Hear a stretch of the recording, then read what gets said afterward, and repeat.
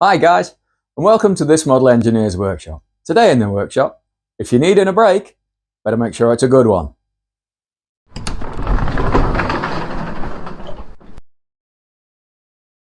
Hi guys, I'm the chef. Today in the workshop, going to be starting on the brake system for the loco. Just some nice little pieces that need to be made. So starting off on that, this will probably be run into a multiple video for the brake system. Got some 1/2-inch steel here, of which I don't know if you can read my grotty writing. We need 235.5 mil of. So I'm going to just shorten this down in the power hacksaw. We'll then get it in the lathe, turn the ends and put a chamfer on the end, make sure it's the right length.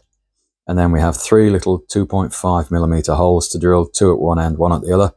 These are pilot holes for all the levers and the brackets that go on. Each lever and bracket has a hub, which eventually we then drill all the way through for a 3mm dowel pin or a roll pin, whichever you can get hold of. I'm probably going to use the roll pins, they're easier to get.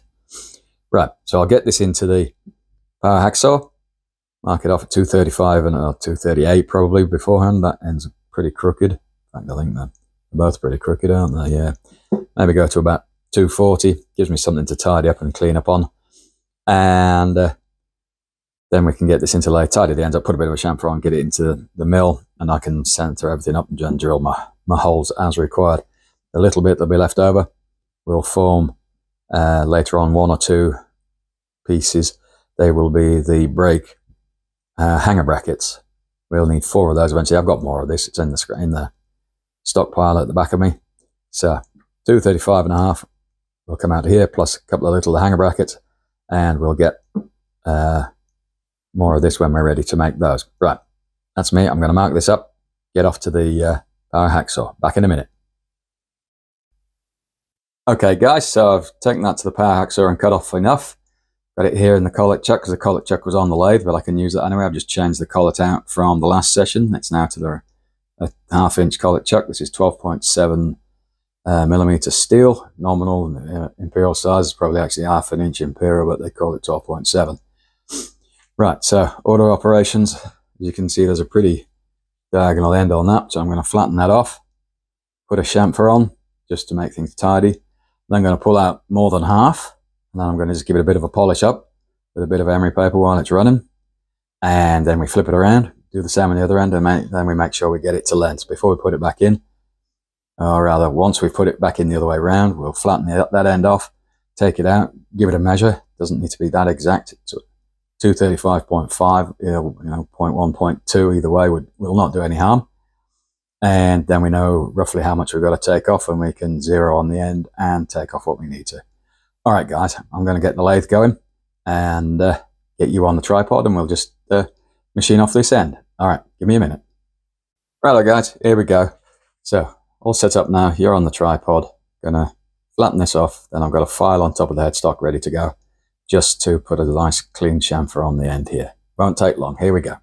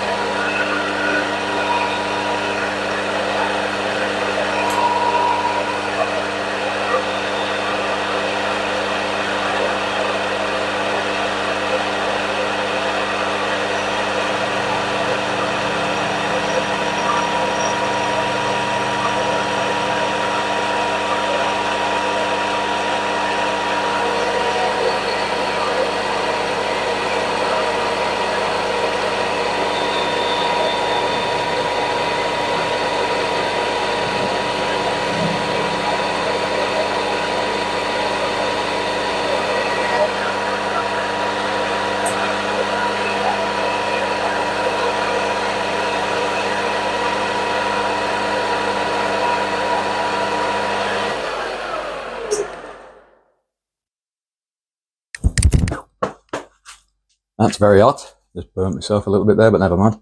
It'll heal. Right, so now let me zoom you out.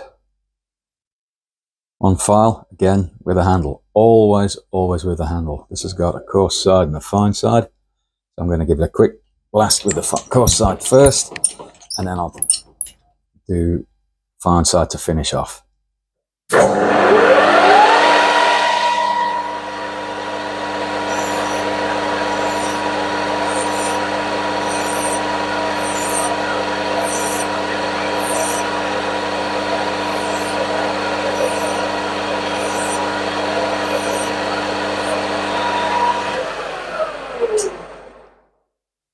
There we go, guys. That's the first end. We're going to loosen this up now, pull it out, and we'll get polished up a little bit before we flip it over. All right, guys, back in a tick. Right, so now we're back at the lathe. As you can see, I've pulled out the piece of 1/2 inch steel, pulled it out a bit more than half. I'm going to polish it down to about here, which is just over half. It's not really a polish, just to get a bit of a clean up. Got a rag on the lathe bed to stop any kind of grit from the emery paper, emery cloth in this case. This is a nice fine piece, well used, but it'll do the job. And all I'm going to do is just polish this up to make it nice and tidy. Now, of course, when you're using anything like this on the lathe, your hands are near the rotating parts. Sometimes you'll see people with long, thin strips of emery cloth, and they're doing this, which is quite nice and safe because the hands are out of the way. I don't have that facility. These are kind of the only size bits I've got. So what I tend to do is I keep my hand on the top and I progress up and down until I'm happy with it. The last thing you need to be doing is this. Because if for some reason this snatches onto something, it could be a different piece. You might have a chuck on there, a proper 3-jaw chuck, 4-jaw chuck, without, but not a collet chuck. Is if that gets caught in there somewhere, it's going to drag you this way, which is going to drag you into the machine. At least doing it this way, if something happens, it's going to throw my hand this way, so out of the machine. These are wonderful machines to have, but they're dumb machines. They've got no mind. They've got no brain. They will kill you given a chance. I know that sounds a bit of a severe warning, but it is. Same as with if you're using a file in the lathe. Always, always, always 2 hands. One on the handle, one on the tip, and always, always, always a file with a handle. The last thing you want is to have that file hitting the chuck and then flying through. As I've said before, it'll probably go through this end. Bones run this way, but there's meat in between them. You can feel it. It's there, it's there, it's there. It's all that intercostal meat between the bones. But having said that, the tang of an unprotected file will go through those bones, no problems, and you'll have problems for the rest of your lives. Okay, now that was a bit severe, but let's move on. Okay, I'm going to get the lathe going, get this a little bit of a polish, and then I'll stop. When I stop the lathe, we'll flip it round, measure. I'll do a measure up, put a mark on it. Only need a couple of mil taken off the end probably, and we get it down to the 235.5. It's upside down, but you can read it. I can.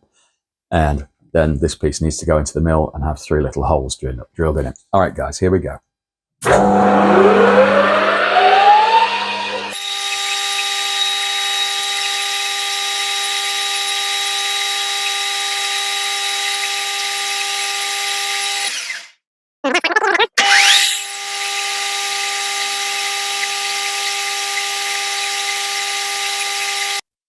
Yep, that'll do it.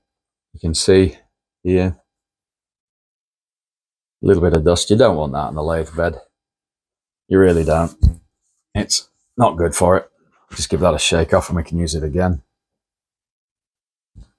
That is where I was running this particular piece of bar. As you can see, it's taken off almost nothing.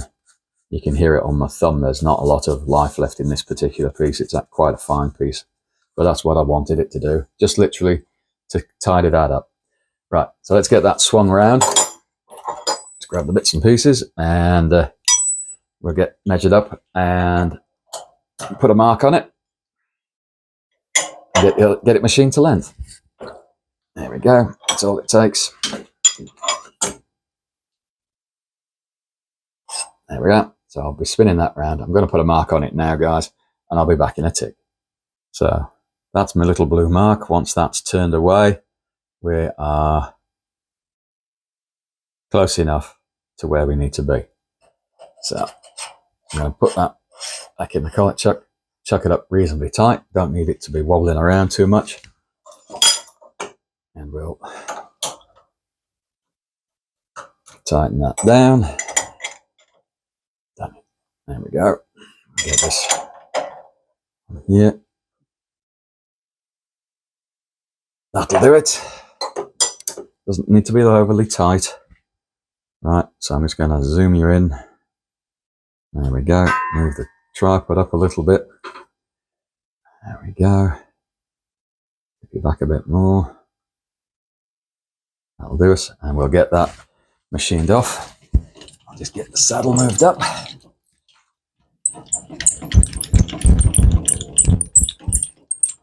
Okay. Just gonna have to move it again, guys. Sorry about this. There we go. Move it back a bit. Don't kick it too much.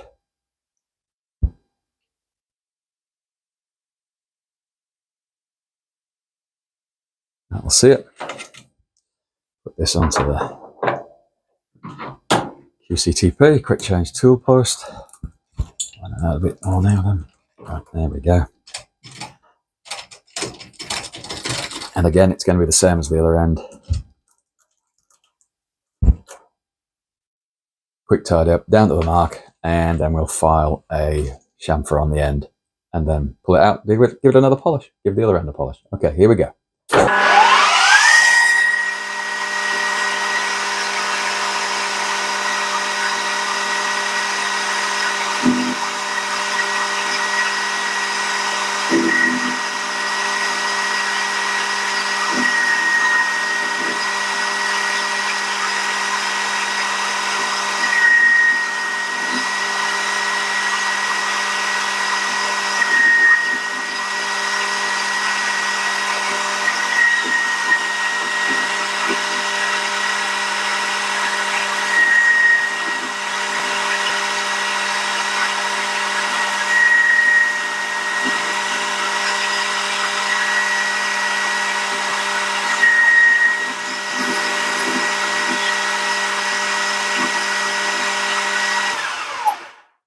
Almost there, not quite.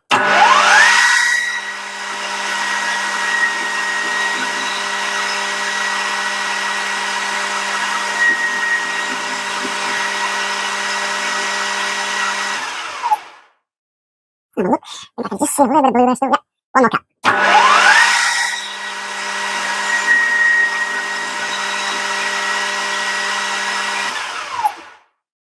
Now let's have a look. That's where the blue was. There is just a tiny little trace of blue there. Hopefully you can see it. Yeah, you probably can. Right, let's get this filed. This is chamfer filed onto it, and then we can pull it out and get it polished.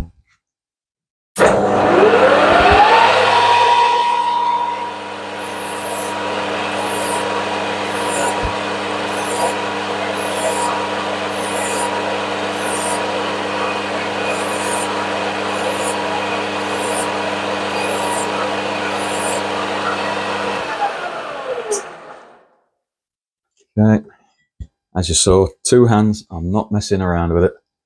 It's not worth injuring yourself. That was just my little notepad disappearing. Get that back out of the way. This will probably be quite hot. I think some of you will probably notice those chips were coming off. They were starting to glow a little bit red. I think I've got to change the insert around. Obviously got a bit dull by now. Got a fair amount of usage. There we go. Pull out as far as we need to go, which is about there. As much of a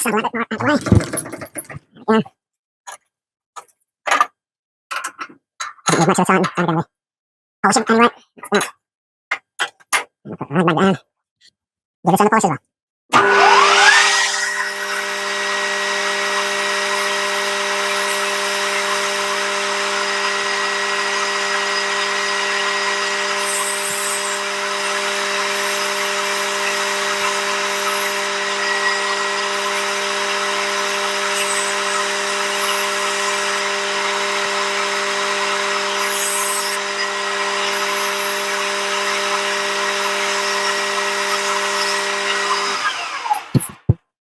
Will do this nicely. Again, I'm going to bring this up here now. There you go. That would be all those little specks. That's all dust. It could be, it'll be steel dust and it'll be emery dust. You don't want that on the lathe bed. It's only just going to mix with any oil that's down on there and turn into a grinding paste. Right guys, I'm going to get this out, get set up into the milling machine. We've got 3 little holes to drill through it, and then this piece is done. Okay, give me a few minutes guys. Righto guys, so now I'm set up in the mill. Got the rod there just resting on a little bit of sacrificial steel underneath. I've got this piece of steel here, this square, just to actually form a pusher, because the steel underneath it is actually wider than the bar. I've already drilled the other 2 holes in the end that you can see here, so I'm just going to show you one. Got a center drill there in the drill chuck, so it's down, drill a little dimple, change it over to a 2.5 mil twist drill, drill through until it breaks through the other side, being very careful so we try not to snap the drill, and whip this out, clean up the holes, put a little chamfer on them. They're a bit rough, you can feel a few burrs top and bottom. A little bit of a countersink just to clean those up, which I'll do off camera, and this part is done and I'll get back to you. All right guys, here we go.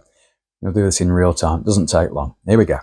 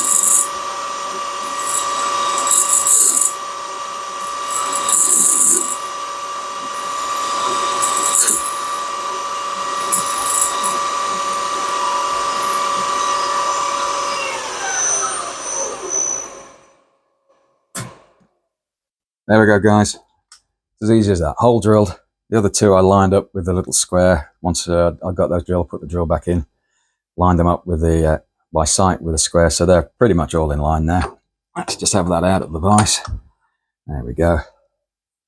So there's 1 hole there, 2 holes, all that's per drawing.